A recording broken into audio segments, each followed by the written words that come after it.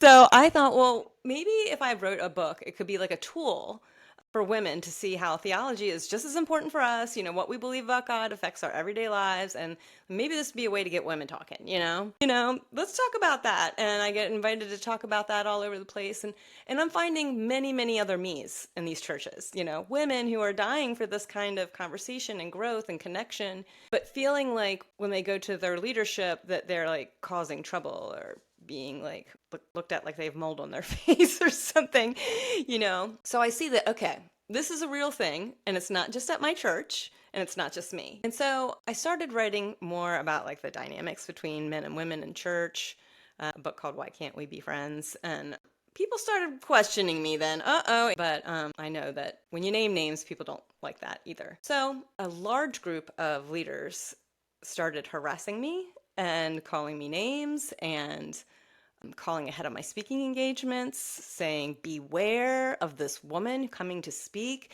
guard your families and your churches. So they're causing all this disruption where I'm about to speak everywhere. They start punishing the people that host me by harassing them and going after their pastors online.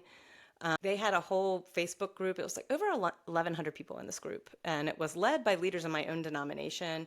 And it was full of leaders in adjacent denominations and even academics. And the name calling was terrible. Like, I'm the great whore of Babylon and I'm Jezebel. And, why doesn't she just shut up and make me a sandwich, And they're sharing misogynistic quotes by the church fathers and saying, why can't we go back to this? And they're picking apart my looks in my videos, saying like she looks butch, and her femininity is being withdrawn here in this video.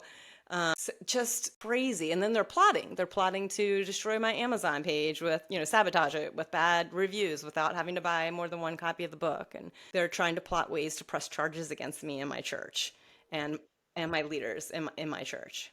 And you guys, the worst part about it was that I found out one of my own elders was in this group.